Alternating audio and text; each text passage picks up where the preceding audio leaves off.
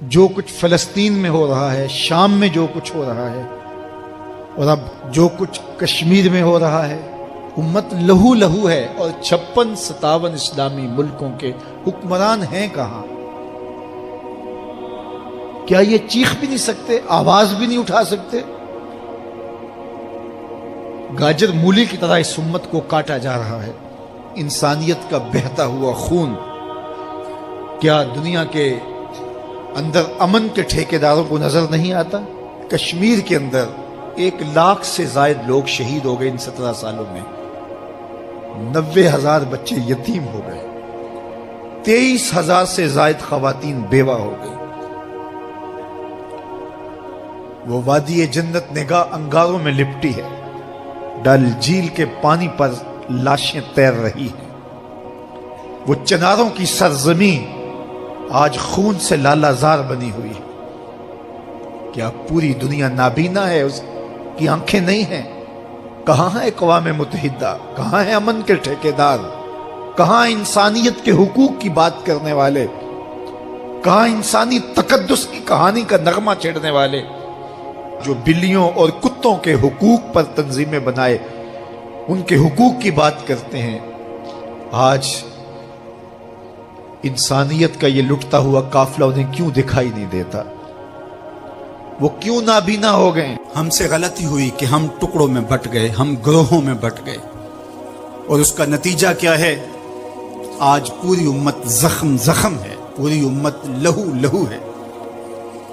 کہا تمہاری ہوا اکھڑ جائے گی اگر تم نے اللہ کی رسی کو چھوڑ دیا، تم نے رسول کے دامن کو ترک کر دیا، تم گروہی تقسیمات پہ یقین رکھنے لگے، تم نے 1.5 اینٹ کی مسجد کھڑی کر لی، تم تقسیم در تقسیم کے عمل سے گزرتے رہے، تم امت سے فرقوں سے جماعتیں، جماعتوں سے لابیاں، اور لڑکتے لڑکتے تم ٹکڑے ٹکڑے ہو گئے، تم کرچی کرچی ہو گئے۔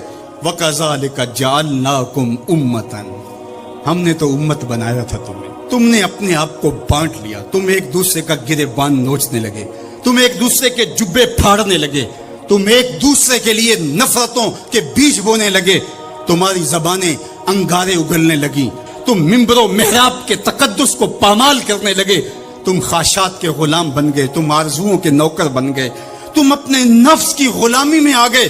تم تو غلام تھے آمنہ کے لال کے، تم نے کب سے نفس کی غلامی اختیار کر لی، تم کب سے خواہش کے نوکر بن گئے، تم کب سے نفس کے بندے بن گئے۔ تم نے امت بننا ہے، تم نے رسول اللہ کا غلام بننا ہے۔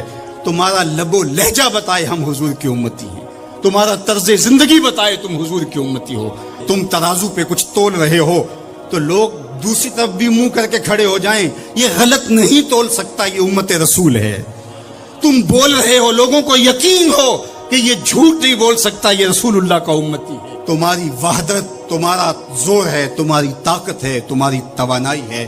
تو فرمایا وَكَذَلِكَ جَعَلْنَاكُمْ أُمَّةً، ہم نے تو امت بنایا تھا تمہیں۔ آج حضور کے قلب اطہر پہ کیا گزرتی ہوگی جب شام کی بچیوں کے منہ پہ تماچے مارے جاتے ہیں، جب بغداد میں حضور کی امت خانمہ برباد نظر آتی ہے، جب برما میں آری لے کر کے اعضاء کاٹ دیے جاتے ہیں، دشت لیلہ سے لے کے کندھار تک، غزہ سے لے کے کشمیر تک لاشیں ہی لاشیں بکھری ہوئی نظر آتی ہیں، بستی بستی، کریا کریا، صحرا صحرا خون، امت والے، امت کا ہے کتنا سستا خون۔ شام، قدس، کشمیر اور برما، کس کس کا احوال کہوں، ہر سو زخمی، ہر سو لاشیں، ہر سو بہتا خون۔ امت والے، امت کا ہے کتنا سستا خون۔ آج امت لہو لہو ہے، اس پوری کائنات میں 1 انچ بھی جگہ ایسی نہیں ہے جہاں آتش و آہن برستا ہو اور وہ کفار کی سرزمین ہو۔ جہاں بھی خون بہتا ہے وہ بستی مسلمانوں کی ہے، جہاں لاشیں گرتے ہیں وہ گھر مسلمانوں کا ہے، جہاں عصمتیں لٹتی ہیں وہ خطہ مسلمانوں کا ہے۔ یہ ہمارے گناہوں کی سزا ہے جو ہم کاٹنے پہ مجبور ہیں۔ اور جب تک ہم امت نہیں بنتے تب تک رسوائیاں ہمارا مقدر ہوں گی۔ قوت عشق سے جب دہر میں اجالا نہیں ہوتا تو پستیوں کو بلندیوں سے بدلنے کا کرینہ آپ نہیں سیکھ سکتے۔ نام محمد کو تھام کر کے، امت کی وحدت کے تصور کو اجاگر کر کے، حضور کا پاکیزہ وجود جو امت کی وحدت کا ضامن ہے، اس سے بے لوث محبت کا رشتہ اور الفت کا ربط جب تک مضبوط نہیں ہوتا تب تک ہم ان مشکلات سے کبھی بھی نہیں نکل سکتے۔ ہزار فلسفے تراش لیں، ہزار منطقیں بگھار لیں، لیکن کوئی نتیجہ نہیں ہوگا۔